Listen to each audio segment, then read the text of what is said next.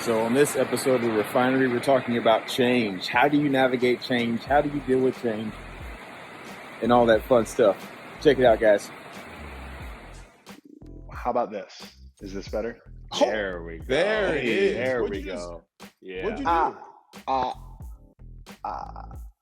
you do? Ladies and gentlemen, welcome to the Refinery, episode 10.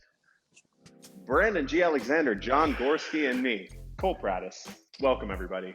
Brandon, hit us with the topic. Welcome. Hey, Colt. I'm happy to be here. Guys, thank you for tuning in to Refinery this episode. I'd like to talk about change, not change in the weather, but change in your life. How do you navigate it? Jon, take it away. What a wonderful topic. He's not even doing a voice. welcome That's to just you. his voice. I was very disappointed. I know. I was like, I'm sorry. come on, I'm man. sitting here, Come like, on. But he doesn't actors have to do a voice. characters in That's the what's moment. upsetting. You do, yeah, you do. You have a ready for TV voice. I love this topic. I used to be very, very resistant to change, but I've come to realize usually when the universe is trying to provide change, it is taking me to somewhere better that I'm not able to see yet. And so one of the big signs, I don't know if you guys believe in seeing numbers and stuff like that. When I see 555, it always concerns me a little bit because that's the universe letting me know, hey, change is coming your way.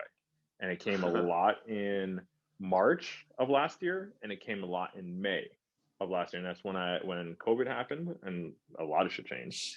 And then in May, when I moved, and I learned, okay, I just have to accept a bunch of stuff's going to change. I don't see, but I always know that change brings good, the less we resist it. And so as much as I sometimes will argue or try to fight it or anything like that, the sooner that I can accept the change, I'm creating, it's almost like once I allow the space for change, I'm allowing the space for something new to come. I know how it's going to be something beautiful. And so for me, I'm not asking for change like I happen all the time, but I'm open to it when it shows up, because multiple times and over time, especially over the last year, anytime I've accepted changes happening, I've been so much happier with the outcome.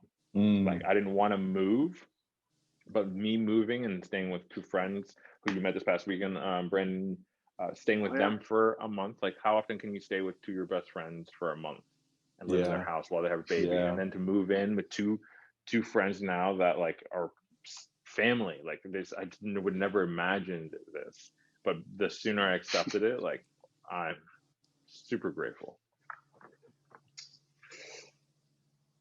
He did it. He did it. I'm working on it a little bit. I got a little voice. So similar to that, I've had a thing for a long time. When I was growing up, Deja vu was very, very scary to me. I hated it.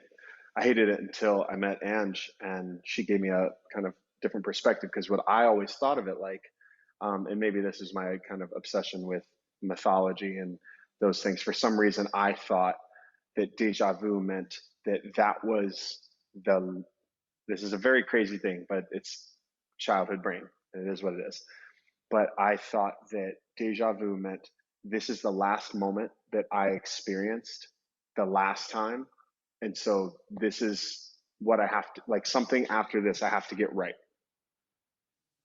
And it was this very scary thing, because I was like, wait, this is bad. What am I supposed to be? And I would pay attention to everything, but not necessarily in a healthy way. And when I met Ange, she said, I always feel like it means that you're on the right path, like you're locked in with yourself. Like when you hit deja vu, you're just going, oh no, I'm right where I'm supposed to be, not I've been here before. It feels like that because it feels comfortable, it feels right. But it feels kind of like that. And now to be honest, I genuinely have no clue what it is, but I sure like that version of it. So I was very resistant to change early on.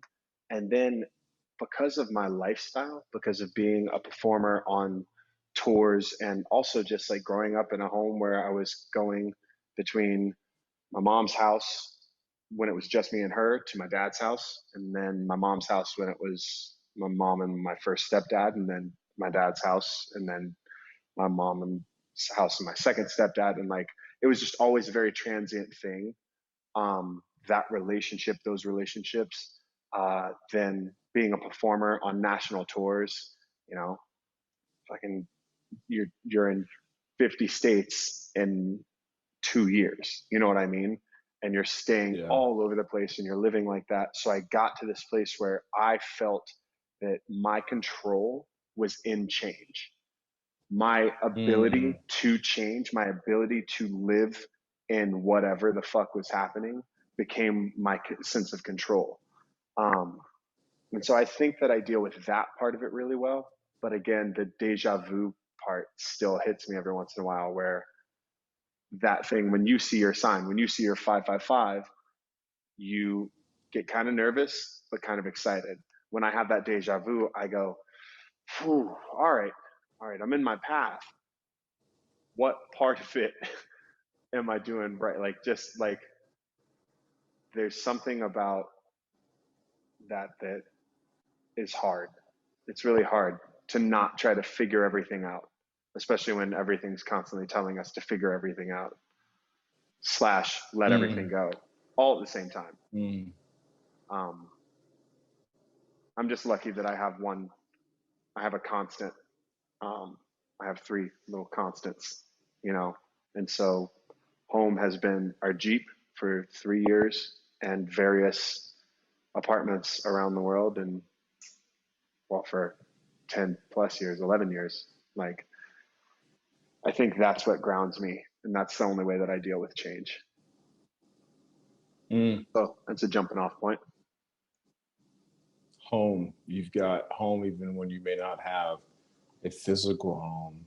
And Yeah. Jon, you find comfort and confirmation.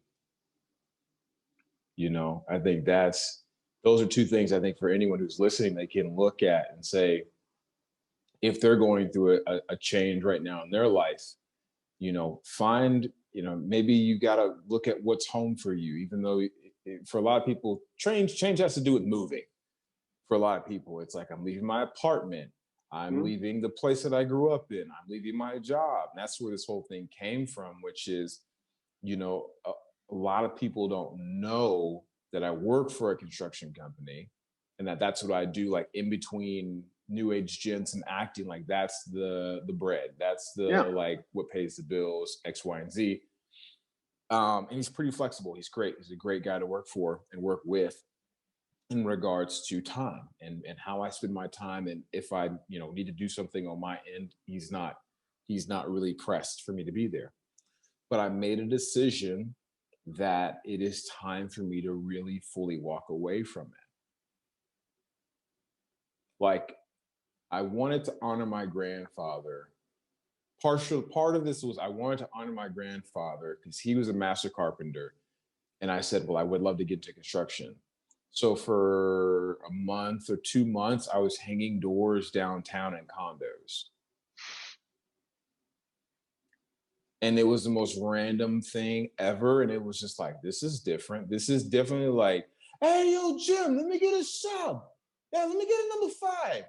Hey, Jimmy, you dropped the door. No, he didn't drop the door. Is it what or is it Mac? This kid didn't put the hinges on. And it's just like all day for 12 floors. That's happening throughout the whole construction site. And no one knows your name. It's just, hey, kid. It's just, hey, kid, to everyone. So I started off there, and then I transitioned from that into where I started working. And I've been there now for a little about around May will be 3 years. And he knew when he brought me on, I said, I'm not going to be here for long. This is really just kind of a temporary thing while I'm building out my business and things are picking up with acting.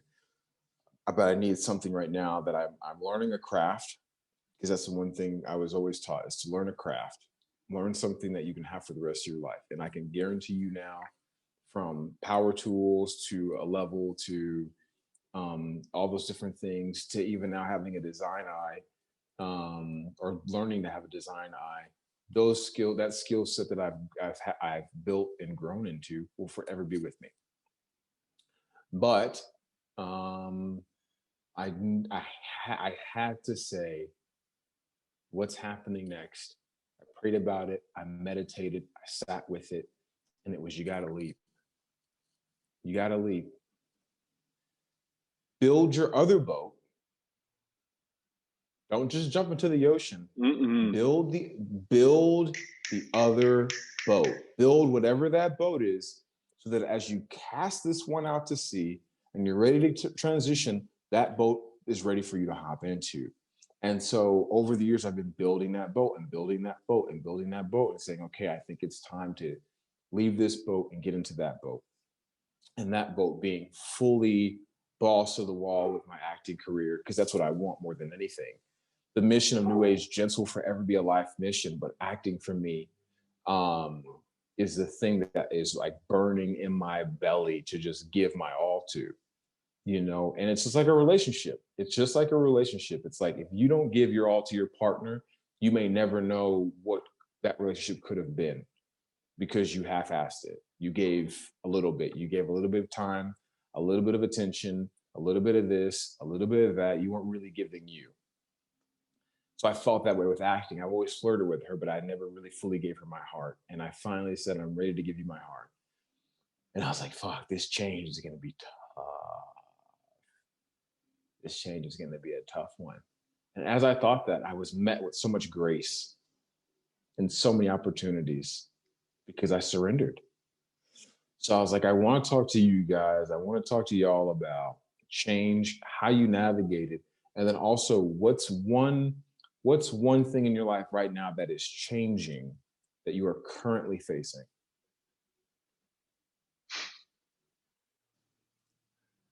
Colt, your face has popped up. So you have to answer. So we are in a new apartment that is so brand new and so empty that I have to have headphones in because the echo is so bad. I said as we were, signing our lease, what's interesting to me is that it must look crazy when we fucking sign a lease somewhere, or when somebody checks us in somewhere, because Ange has a New Jersey driver's license, where we own a home that we don't live in, that we rent out. I have a New Hampshire driver's license. Our mailing address is my mom's house in Georgia. We are somewhere else, and we have a storage unit in Los Angeles with all of our stuff from out there. And I was like, wow, we have kind of been all over. And right now what we're doing is taking all of that stuff from everywhere and going, bring it back to us. Because there was a huge change that happened in 2020 for us in a large way, just because the Broadway community, which is what we were doing 9 to 5, shut down. It's shut down completely. Like there is no Broadway community currently. So we had to kind of pivot in a couple of ways. And one of them was focusing even more on Part of Love, but another one was this project that we're getting ready to be able to talk about here in the next, hopefully, 3-4 weeks, that I've talked to you guys about. And that change was incredibly hard and incredibly easy. It was incredibly simple. Change is simple. It doesn't mean it's easy. Simple in general, like all of the things that we talk about on this channel are simple, but that does not mean they're easy. All of the things that we talk about on Part of Love are incredibly simple. The simpler they are, though, the harder they are for us to do a lot of the time. I think that that's one of the things that we had to deal with was, hey, what do you do when your entire business that you've trained your entire life for goes completely under? What do you do? What do you do when everybody that you know that isn't fortunate enough to have been on a great tour together, making money, doing that thing. What do you do when suddenly everybody you've ever loved is hurting and is terrified of what happens next? Is how is it going to come back? When is it going to come back? And fortunately, what we've been able to do is create a business that is going to help a lot of those people, and that was why we did it. So I'm proud to say that we adapted to that change in a positive way. And also we were fortunate that because of acting, because I was able to do a film over the summer, because I was able to do other projects here and there, like that's kind of kept us extra afloat. But I don't know if I fully answered your question. And I mean, who knows, but you talking about the boat gave me this thing that I was watching something about logical paradoxes the other day. It was talking about the original boat. It says if you had a boat and every day you replaced one plank of wood, an all wooden boat, you replaced one plank of wood and you put it off to the side, and every day you've got a new plank of wood that's coming in. So by the time that the new boat is completely formed, if you took all of the pieces of the old boat and made a whole other boat, which one's the original? Is it the one that you've been on the whole time where you're slowly replacing all of the planks? Because that's technically the original boat. But that concept of change is what kind of has been fueling me, is this thing of going, wait, I don't actually care which one's the new boat or the old boat or the original boat. I have to be in a boat. We have to have a boat. And whether it's the old planks or the new plank, maybe we have two boats. Tether that motherfucker. We're good. Yes. Let's just roll with these two boats. And then when we need more speed, or when we're picking up speed and that's dragging us, cut that fucking cord. But until then, so I don't know. That was a visual that came up to me while you were talking. John? So I know the second part of the question, Brandon, was what change we're going through right now. What's the first part again? Yeah, that's it. Just what's the one challenge you're going through right now? I would say the biggest, I feel like I'm overall going through a big change. I don't think it's one little thing. I think there's been a mix of a bunch of internal, with career, my daily habits, the people I've surrounded myself with, like everything I feel is going through. Like the last week has been very tough. I've internally been going every day on this roller coaster of just different emotions. And I sat down today and I was actually talking to my therapist about it, because I was just like, I'm trying to figure out what is all this trying to tell me? What is this all trying to bring up to the surface for me to recognize? And she was just like, oh, it sounds like you're going through another growth pain. And it's the whole idea, like babies, when they grow, they have those growing pains, and it's overall the baby is just getting bigger. At certain points, it's stressed on the baby. And I feel like that's what's internally going on. It's like I've been looking at all these. I have a list of things I need to kind of go at, and it's literally like my personal health, my wealth, my family, my social circle, my career. Like it's all the big sections of my life I've been really looking at and trying to think of, like, where am I at? Because now it's a new year. Stuff in my career is not picking up as quickly as I thought, which I'm okay with because I have other projects I've been able to start working on. But what is all this as a whole looking like? And I feel like now the ball is rolling and that hole is picking up. It's almost like snow. When you roll a ball of snow, it starts picking up and it gets bigger. And I think that's one of the things I appreciate with growth, or with change, is growth. Change causes us to grow, gets us out of our comfort zone, gets us to expand and see things in a new way. And I think that's what I'm going through right now, is some new form of growth.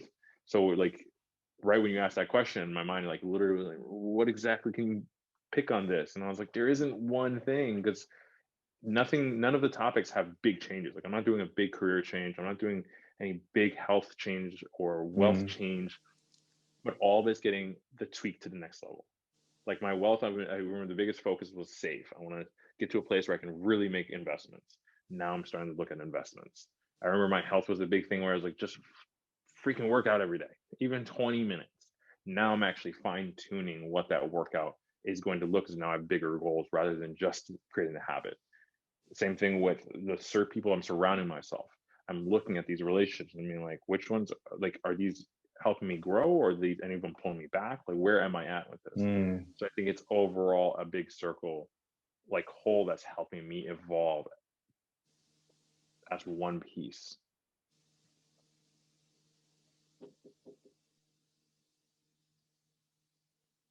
Brandon, can I ask you, within that change, like, you made a choice of change, and I want to kind of circle back to that in a second, but I think there's two different aspects of what you're asking, which is interesting. There's how do you deal with change that you choose? And I think it all comes down to control, right? How do you deal with change that you choose, and how do you deal with change that's forced upon you? How have you dealt with it? Because those two are wildly different. If wildly different, you know, like, you have that passion for film. I mean, that's something that we have bonded over so much. But within that, if film entirely shut down completely, like, what is that? Like, how do you deal with that? Or what is something, if I may kind of just press you on this, in your life that has been a change that's happened that you didn't have control over? How did you deal with that? It's so funny. It's so funny. I love this so much. No, I literally had this conversation yesterday morning with this artist I'm going to be working with. His name is Luca. And Luca is this amazing artist who makes beautiful music. And his album, when I heard it beginning to finish, I thought it was about love. I thought it was about romance and relationships. And then before we had our creative meeting, I listened to every song again, and I started to see it was more about your personal journey. They were love songs about what you're going through in your life. And one of the ones that we both connected on, and how we even came together, is a song called Slow Correction. So when I originally heard Slow Correction, I thought it was about how do you change your relationship with your partner slowly, right? Like, how do you shift it from like, fuck, like, we're not really vibing the same way, the spark's not there, the fire's not there anymore. Like, how do you make the change? And that's how I saw it. That's how I visualized it. I was like, okay, it's like, go for a walk, buy her flowers, like, play a game together. And then I listened to it again, and then it hit me harder. It was like, how does someone get back to life after they've been depressed for 6 months? Two things that were out of my control. And I don't talk about her much, and I don't mention her name much on here. But last year, and we had been already dating and talking and friends for well before, but last year was like the peak, the summit of my relationship with someone who I was in love with, and I still love. And we knew there might be an expiration date on her time in LA. And she made the decision to go back home to Monday. That was completely out of my control, because the one thing I will always know, and that I know, even God tells me, is the one thing he can't control and you can't control is someone's choices and how someone's going to love you. You can't control that. Knowing that, nothing I could say, nothing I could do, no amount of money, no amount of promises of we can build a life together and let's have kids and let's do all that would keep her here. And it was fucking tough, man. It was fucking tough. And after that, a month later, maybe a couple of weeks later, once we decided that long distance wasn't going to be the way to go for us and that we should just go our separate ways. And I've talked about it on here before. My aunt passes away unexpectedly, out of my control. everyone's control because we still don't know how she died. They just found her in an apartment 3 days because she wasn't answering her phone. They just found her body in her apartment. I have no control over that. And I couldn't go to the funeral because of COVID. No control. How did I navigate that thing? I was depressed for about 2.5 months. Easy. I stopped eating right. I couldn't get out of my bed. My room just went awry. The dogs were barely getting walked. Like, I just didn't know how to do life. I found the horses. And that was my thing that was getting me out of bed, driving me to do more, driving me to go to something that I loved, that I could be better for me. I could be better for the boys. I could work through these things that were so out of my control. Yeah.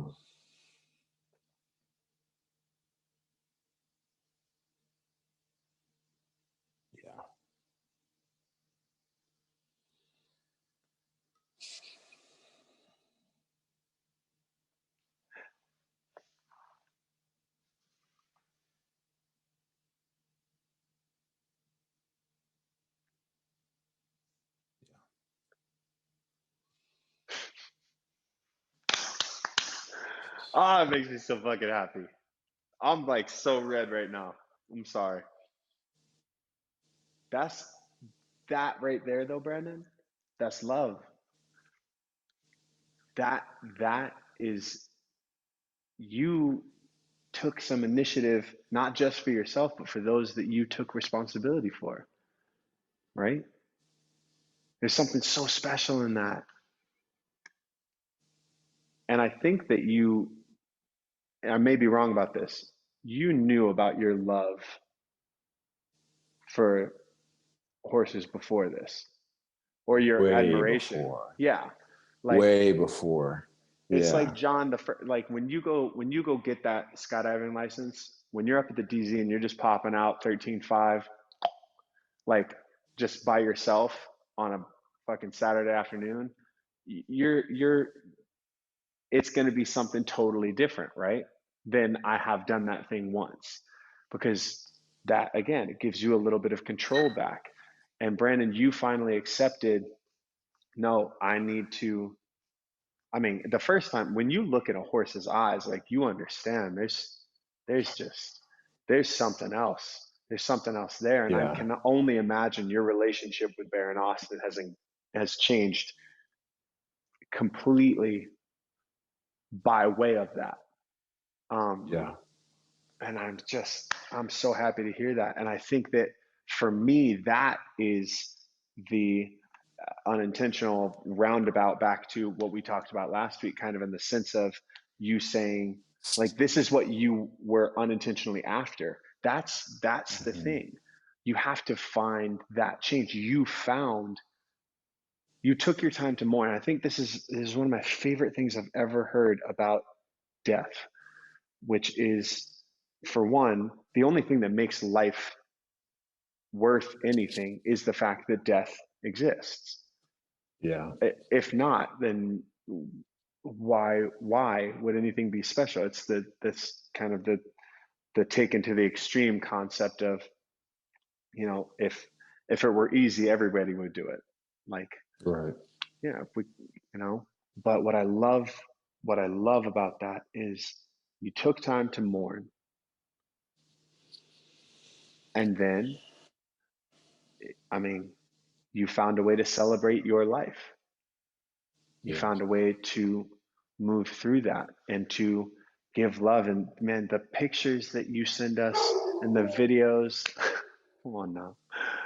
The pictures and the videos that you send are just natural and love. And it's just this ease. It's Yeah. just this fucking ease that I haven't seen. I haven't even seen that in you when you're dancing the same way that ease happens. The ease, it's natural. It comes out of you so beautifully and naturally, but there's so much weight to it. There's no weight when you're with old Smokey. There's no fucking weight to you. You are absolutely weightless. And I mean, to be fair, there's an argument to be made for the fact that somebody's showing you they'll carry you. You carry me, you help me, I'll carry you. I'll love you right back. And with a horse, you get in what you put in, or you get out what you put in. I'm just really, really like, kudos to you, man. It is not easy to have those things happen in your life. It is not easy to lose people you care about in multiple ways and in such a short amount of time. And that is what I was after. That's the thing that's going to help somebody. So thank you for that. It's not easy honesty, but I fucking love you for it. Just to add to that, I think part of one of the things you talked about is with the mourning is when change happens, it's mourning what was before, and then it's like welcoming and surrendering and welcoming what's to come next. It's almost, I was reading something last night that I was talking about the seasons. It's just like we have winter that comes and something goes to sleep, and then spring creates new space for new things to rise, and summer we get to really enjoy it, and in fall we get to appreciate it. We start seeing at what was highlighted suddenly start coming down, and then winter comes and it's fall again. Or Freudian slip. I'm like all over the place. But it's that whole idea is like I can't even imagine. That's the hardest part, especially with death, is not knowing. Is to have so many questions of just not only like when anyone passes, like, oh, I wish I spent more time with him. Oh, I wish I was there, or I wish I said this. But then to also have questions of how it happened, and then not to even be present. Like there's so many things that come up in that moment, and it's to give that space to mourn, to experience the loss, because then that's really where the growth comes. Like how much have we heard that like go through the pain, don't just mask it or numb it out and then ignore it, because the pain will still be there. But it's not until you allow yourself to mourn, and it's definitely tough, but it gives us the space to appreciate. It gives us a chance to appreciate what was, and then allow space for what could become. Yeah. Can't skip the mourning step. Can't go straight to celebrating somebody's life if you didn't accept it yet. You didn't go through that step. And that's true of any relationship. That's true of anything. And I think we're told a little too much, like, no, just fuck it, let it go. No, just let it go. They weren't right for you. They weren't there for you. You know, whatever those things are, those platitudes that are thrust upon us every fucking day. Like, go on, mourn it. Take your time. Don't sit in it. Mourn it. Yeah. And then you can move on. And if it's a person, mourning, and I love that, John, kind of the completion of that thought of the mourn their death and then celebrate their life. Like, otherwise, what's the point? What? I think, the biggest thing that I had to mourn was the tomorrows that will never be, or that I thought, I think may never be. And and what's interesting about life right now is, I really thought that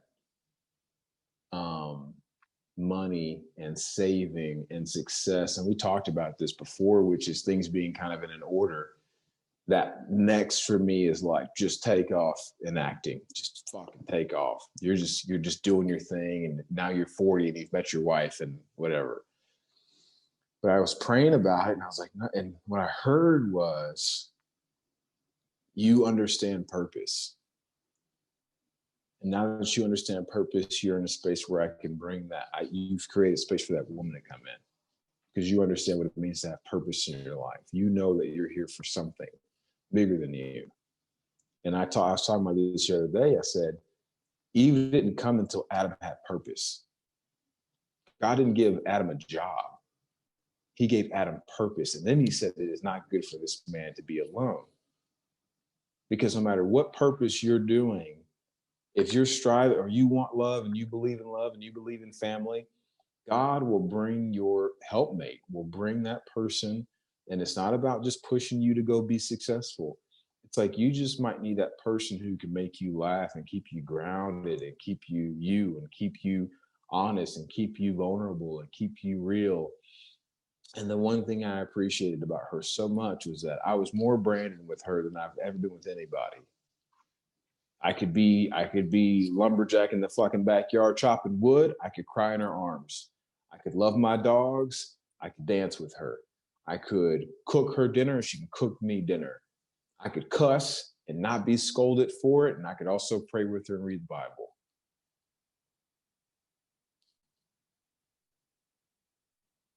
It's damn tough to find something that special and then have to. Ladies, yeah. If anybody's watching the Refinery, those are the qualifications to apply for a scholarship to Brandon G. Alexander's boudoir. I don't know how to say this better. I'm not refined. I've been off the market for a long time, guys. I don't know how to say these things. Look how fucking red I'm turning. Why am I? Here's the best part. As you were saying that, there's a slight little echo coming in, so it actually does sound like someone that in a game show host it would does. be saying it. No, but you know what's interesting? I don't know if I'm trying to remember if we talked about this last season. Did I ever tell you guys about the story, the workshop I did on the girl who stood up and said, I have a hard time letting people in because I've been hurt so much? And what the coach said back. So this girl came on stage and she said, I've stopped letting myself fall in love with people. And the trainer was just like, why? And she's like, I've been hurt so much. Like, I'm so sick of, I don't want to go through the pain anymore. And so the trainer is like, okay, well, it just sounds like you haven't allowed yourself to heal from the last one. You're still holding on to the pain because when you think of relationship and love, you're still in pain. And so you haven't healed. So that's one. But she's like, let me talk to the whole audience. And she's like, when you fall in love, enjoy the most of it, embrace it, love every moment, experience everything you can, because there's two options that are going to happen. Two options are going to lead to it ending one day. It's one by choice. Either you or the other person decide that this no longer serves us and it doesn't make sense for us to be together anymore. The second option is death. One of you two is going to eventually die, and the other person is going to be still alive. So until that time comes, love as much as you can. Love with your full heart. Experience as much as you can. And then when that day comes, that the end is there, allow yourself to feel, cry it out, yell it out, howl to the moon, whatever it is for you to feel the mourning portion. Allow yourself the space to feel that, but then get back up and keep loving again and keep loving again. And it was just so beautiful. I mean, she had people in the audience, like I was like one of the staff members, a bunch of us in the back were all like basically all tearing up because it was so beautiful. And it was such a good reminder that it's just like, when we have it, appreciate it, enjoy it. And like Brandon, what you just shared, like sound like you had that, you experienced it. And now the great thing she said, that if you've experienced it once, you can experience it again. It may not look the exact same way, but you'll be able to find someone who cherishes the same thing you cherish. You'll be able to cherish the things that they cherish. And really what comes down to it is like being able to find someone to cherish a life together, experience life together. And it may look different every time, but when you find that, enjoy it as much as you can. And like, I mean, it's like, Cole, that's one of the beautiful things of these calls, hearing you and Ange, like you've been through so many things and so many adventures and so much change. I mean, what a great topic to literally change master right here. I mean, how the amount of times you've just, let alone just moved, but it's always been this experience together. And it's beautiful to see that. It's beautiful to see two people who are like going through the changes and there to support each other. And we've talked on this channel, the whole idea of being there for each other. Yeah, that story just came, and I wanted to share that because that was something that really reminded me. It's just like enjoy as much as we can, because there's one day it might not be there, and when that day comes, we accept and we surrender and we realize it is what it is, and then we move forward and we get back to loving, we get back to enjoying life, because we're souls, we're spirits, having a human experience. Let's make the most of this time.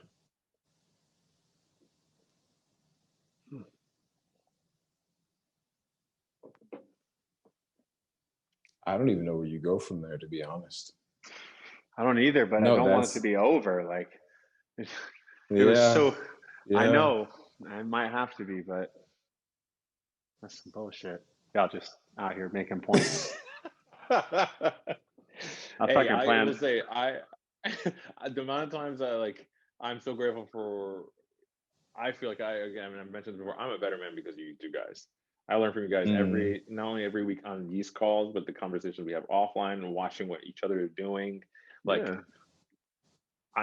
it's these phone calls, these what we do here. I know other people watch and they learn and they grow from our experience, and allows them the space to have similar experiences and realize we can get back up. Because Brandon, like, for you to have that, and then like the video you posted 2 days ago of you riding the horse and shit, just pure joy, on man. Full run. Yo, I have not seen someone in such joy of life as you were in that moment. Like, your smile, I don't even know if you realized there was a camera watching you, but like, your smile in that moment was just beautiful.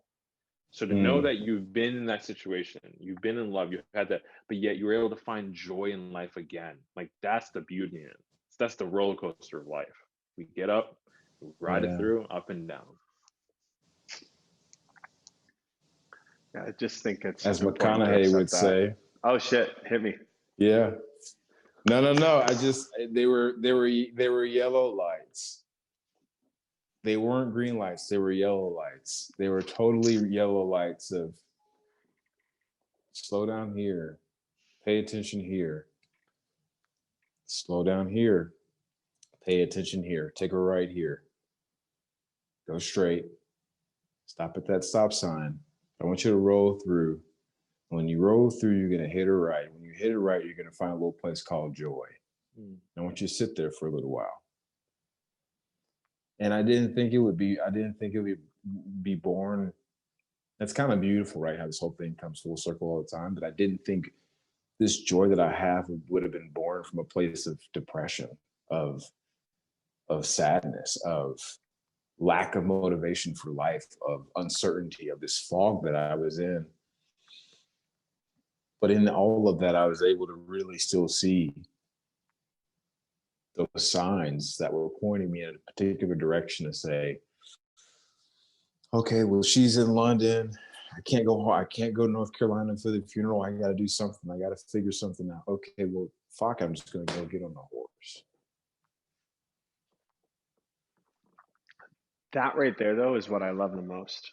And I'll say that there's something of, I hate to be such a fucking bohemian living in an apartment with no furniture and an air mattress and suitcases abode and just books and oh my God. But the truth is,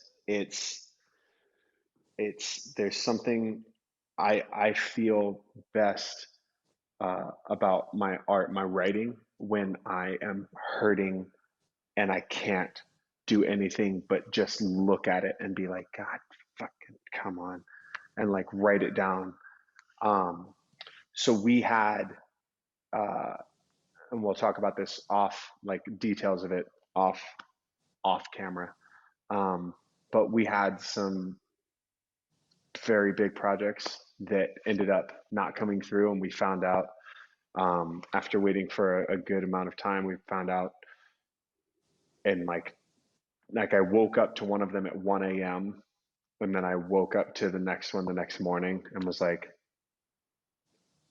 fuck, and like all the wind just came out of the sails, and we were like, son of a bitch. And this was yesterday, and it was just like, the roughest fuck. I was in a foul mood, and I was trying to be like, don't be that guy. It's okay. Let go and let God. And it just, I was like, I'm not letting go because I did, and I'm fucking tired, and I would like some control back. How about you give me some control back, sir, kind sir? And today, I'll send y'all something afterwards, but that I wrote that came out of it because I was so upset and I couldn't get past it. I couldn't get past it, and I just wrote this out, and it took me a while. And sometimes when I write, it'll be an hour or two. Brandon, when I used to write for NewAgeGents, like it would just 2-3 hours would go by, and I'd realize, oh, I've been expressing, and I'd feel so much better. And I think that's what the reason I'm saying it is because I think that's what the horses are for you, John. I think that's what I think the Refinery talks and creating that and your whole new life has been for you. And for me, that really, it still comes down to reading and writing and getting that. And obviously, I'm so lucky that I have this one to just like talk. And, but that pain forces you into the truest version of yourself. Like you have an option in pain. You have an option. You can become the worst version of yourself, or you can find the truest version of yourself and push that forward. And in those moments of complete depression, you had in that moment, you felt like you, as far as what you've described us here, but also just personally outside of here, like you felt like you were like, I don't know. I don't fucking know anymore. I don't know. And when you're at that point, when you don't know anything, the things that you do know, the Oprah, the this I know for sure, that suddenly gets pushed to the fucking front. You know what I mean? Suddenly that takes beautiful. precedence. Suddenly you go, no, fuck this. I'm going to the stables. No, I'm going to the drop zone. No, I'm going to the, like, I'm going somewhere. And you make that decision. And I think that that's a really beautiful thing that can be born out of pain, out of change that's forced upon you, out of a lack of change. Sometimes when you get to that point where you're just like, I thought this was going to be that change. I felt it. I saw all the numbers. I saw the deja vu. I was on the path. Talk about it. What happened? Talk about it. And sometimes that change that comes doesn't come. But it's at the end of the day, everything that I ever planned on happening did not come the way that I planned on it happening. And just not, other than a dream I had while I was dating somebody about a girl with like tons of hair. That was literally a dream I had. Was just like, it was like Cousin It, like a sexy Cousin It, if anybody watches the Addams Family, was in this dream. And I was like, oh shit, I think we should break up. And then I met Ange. Other than that, though, I didn't plan on marrying an Italian Irish Catholic girl from Boston. Like there was no plan, there was no type, there was no thing. I just wanted. I'm getting off topic. The point is, you can't plan for that change. You're on topic more than you know. You're on topic. I fucking love it. Fucking love it. Yeah. I love these talks.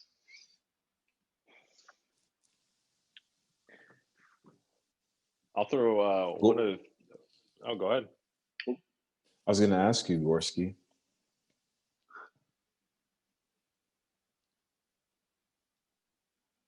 Have you had to mourn a tomorrow that will never come? Ooh. I have, not in the sense of death. No, not death. Okay. Not death. Yes. This was probably 4 years ago, I'd say. There had been someone who we were always very close. And I thought a lot of our friends thought, they would tell me, oh, you two are going to end up together. You two are going to end up together. And I'm like, okay, one day it's going to happen. She moved out here, lived in LA for a while, went back and forth, and then ended up hearing that she started dating someone. And then hearing that, oh, now they're engaged. And I kind of like, I was going through a bunch of different stuff that I kind of just like put it to the side. And I was like, no, maybe people get engaged and then it breaks off and whatnot. And the faith you had. I'm just trying to pay attention. I'm trying to pay attention to who watches this, because I'm not trying to put people's shit out there. And I know friends that watch this, so I'm not trying to put personal stuff out there too much. No, but that's important. That's important to say, though. That's the truth. Yeah. That's a huge truth. Well, the hard part was I had two friends who hit me up, and we were just talking, and they're like, "Oh, you're not going to say anything to her?" And I was like, "What the fuck am I supposed to say? She's engaged. Like, I'm not going to involve myself in someone else's situation, especially in this stage." And they're like, "Nah, you should let her know you love her." And I was like, I'm not. It's too late. Like, I'm not going to interrupt that. And for me, I think it was my safety. It was like, I don't want to take the risk, and I think I always had that fear. I don't want to take the risk of not it being received or being said back or whatnot. Long story short, next day I call her and tell her, I'm like, I think I think there's a mistake. Like, I think we've always known there's something supposed to happen. And she was just like, it's too late. It's too late. Like, it's not going to happen. And I was just like, fuck. And it was Dude, tough. Good on both of you, though. Yeah, fucking A, but damn, Gorski, this is fucking. So that was. I mean, I would have, yeah. But it was that was the moment I actually had to accept, because I think I never approached it and never said it because I didn't want to actually run that risk, and I ran the risk and it didn't work out, and that was very painful. And it's like, even now, like, they're about to have a kid, and I sit there and I'm like, I'm happy. I remember one of her friends asked me. I ran into one of her friends 2 summers ago, and she's like, "You doing all right? Like, I know the whole situation, like, it didn't work out and whatnot." And I was like, in the end of the day, I'm happy because she's happy. And someone once told me, if you really love someone, end of the day, you want them to be happy, even if you're not the one who's making them happy. And that's what I had to resonate with, was just like, in the end of the day, is she truly happy? Yes. Is there someone who really cares about her? Absolutely. So I may not be the one being the one who makes her happy, but I am happy that she's happy. And I will always care for her. She will always have a special place in my heart. But that's life. That happens. And so that was a moment that I had to mourn a final acceptance of a loss. Because once you tell someone that you can't go back to being friends and being like, hey, I'm in town, we should grab a drink and hang out. Like it doesn't happen. Yeah, you can't. So it was something that I had to, like, just accept that was the end of that chapter. Dude, I'm so fucking proud of both of you for that. I don't even know this chick, but that's amazing. Like, no, because I think that's a really huge thing that makes me so happy for a couple of reasons. And just 3 little mini things. One of them is I had a dream that was very similar to that, where this is within the last 2 years.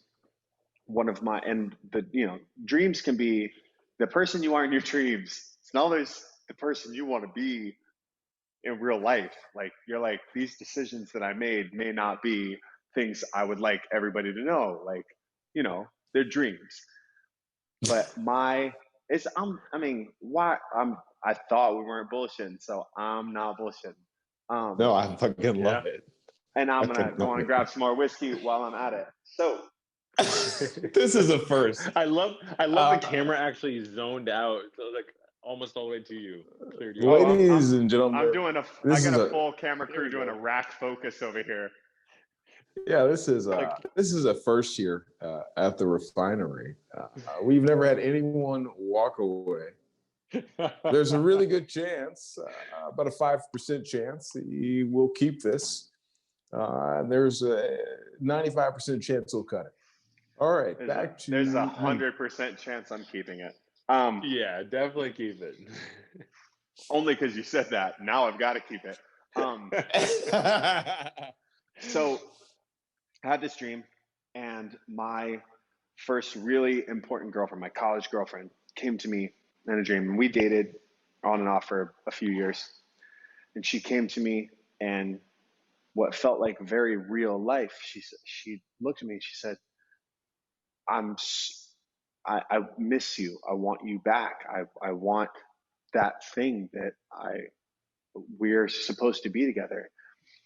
And I remember smiling, and I looked at her and I was like, I'm so sorry. Like, you're definitely not the one for me. Like, I got my person.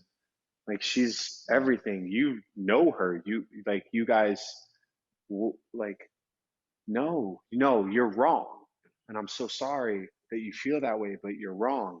And I woke up from that dream, and I genuinely have never woken up in a better emotional place. I've never been more thankful waking up out of a dream for my life. Because, how many times do you wake up out of a dream and you're like, you know what you did to me in that dream? Like, you know who you were? You just fucking asshole. And you're like, that wasn't them. It's not. She didn't do that. To. Yeah, that was like. But what you just said made me think about that. There's that moment where you called her and you said this really, knowing you, eloquent, beautiful thing, and you said it and you meant it, and what you can fucking know, dude, is that she took all of that in and went, you're wrong, and that's okay. You're not wrong for you. You're not wrong. You feel this way, but I'm not the one, and I'm not making a mistake. And she got married, and she had that life, and that's such a beautiful, like, what a beautiful moment for her to have, for you to have given her, to have affirmed her love that much more, because you genuinely meant it out of a place of love. You weren't trying to fuck with them. You were just sharing your love, and out of your love, though it bore you some pain, it actually was this beautiful thing. That's so cool. And that leads me to my final point, which is, Brandon, you said have you ever known a moment that would never be? And I was there, and then you said, and John said, not with regards to death. And you said, no, not death. The thing is, this is the hopelessly romantic optimist in me, that doesn't exist except in death. We don't have any control over that. You do not know what is going to happen. Now, that does not mean that you need to be banking on her being like, well, we've had a kid now, and I miss LA. So, and John, like, so yeah, remember when you called? That's not what I'm saying. But I'm just saying that the concept of, I've said this, I think, on here before. I know that I've said it. Yeah, I've said it to you guys before. I think I've put it in here. But I believe inherently that everything that is in my very core, and I need to make this a little addendum to the way that I usually say it, because the way I usually say it is I believe everything will work out for me until the moment that it doesn't, until the very moment that it doesn't. That's not true. I believe that everything that is in my core being, that I believe for my life, that I see for my life, I believe that will all work out in that way. I don't know how the fuck I'm going to get there, but I believe that it will work out. And I'll believe it until it doesn't. And I think that there's something very special in, John, your profession of love. And you still have clearly in your heart, whether it's respect or whether it's an admiration, you have love for her. That doesn't just go away. It maybe transforms, but what a beautiful thing. We're talking about change, right? And I think that's my favorite thing about change. That's my favorite thing about having lived in my God, man, so many apartments and hotels. And I mean, hundreds, literally hundreds of places that we have walked in the doors of, made our home in, and walked out of. Literally hundreds at this point. That's crazy. But there's nothing like when we got to New Orleans. This is my favorite one. Got to New Orleans, and I was like, okay, I'm here for 4 days before I have to leave. And I was going to shoot season 2 of This Close. And I was like, all right, we have 4 days. And she was like, okay, first thing starts, got to go to Preservation Hall. Okay, have you been? Obviously you've been. And I was like, I have no clue what you're talking about. And I'd been to New Orleans multiple times. I had spent like 6 weeks in New Orleans at that point, and I had never been to Preservation Hall. So we go to grab Hurricanes next door, go to Preservation Hall, watch jazz live in this fucking beautiful old school. I mean, it was just so great in the French Quarter. And I was like, oh my God, have you been to Cafe Du Monde? She was like, what? And there were these things that we had been there at separate times, and we got to experience these new things, these old things, but these things together. And I think that's something so cool about change, that sometimes change is growth. Sometimes change is revisiting these things, but with a totally new perspective. Sometimes change is perspective. Sometimes change never looks how we think it's going to look. Like it just, at least not in my experience. Hey, I got one. It just, that. He's done it a couple times. There's been a lot of gems dropped. Yeah, it's very kind. It makes me so happy. Sorry, super last thing. When we were driving in today, back up here, right before we set up to do this, I said, I want to remember this feeling. I want to remember this feeling right now, where 24 hours after I felt crushed under the weight of helplessness, under this thing that I have no control over these decisions, these calls I don't make. I haven't thought about it all day. It was my entire world for 2 weeks. It was every fucking moment. And I only did other work to not think about these things. And today, or yesterday, I heard no. I had this change that happened that broke my heart for so many reasons, not the least of which is, we get ourselves as men, and I think this is important. It doesn't matter that my wife has been the breadwinner for a while. Neither one of us are right now, and I had an opportunity to be a breadwinner, like a breadwinner for a moment, to change our lives, and it didn't come through. And it shook me a little bit to go, wait. And so yesterday was really hard.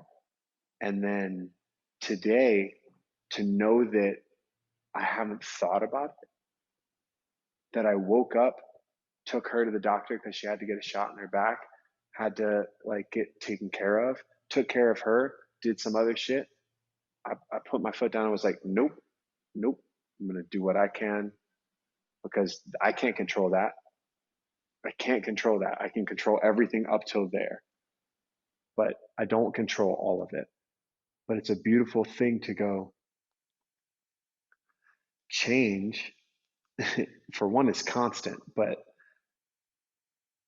it feels so heavy in the moment. But 24 hours later, it's going to be okay. You ride out that storm, you're going to be okay. But you got to ride out that storm. Do not quit. Don't give up on that. It's so important. Yeah. Like they say, the sun's always shining.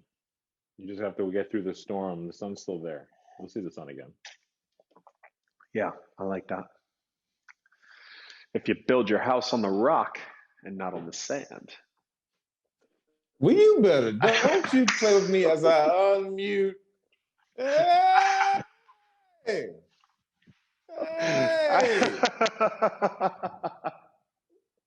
You know I had to do it to you. Come on now. Yeah. Come on, somebody. Right. I'm not. I was. Wait a minute, because it actually is hitting. It's not playing around. You build your house on a foundation. Oh, listen, Jesus, help me. Wait a minute. I'm gonna start preaching on this. Because he's refining us right now. The refinery. And he's Bring it refining home. your Bring it heart home. right Take us home. now, Come on, Brandon. I'd like to thank you for coming and joining us today on this sermon about change. The one thing that will not change is God's love for you. Therefore, your love should not change towards the ones that you love. Amen. We are made in his image. Therefore, love thy neighbor as you love yourself. That is the rock and the foundation he speaks of to build. You build your home on love. Love is unmoving. Love is unshakable. Love is patient. Love is kind. Love holds no records of wrongs. Amen. So no matter what you're going through in your life, trust love, and it'll carry you through.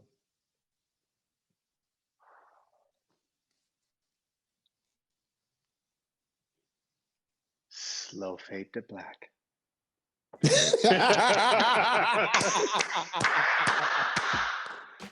Oh, dude.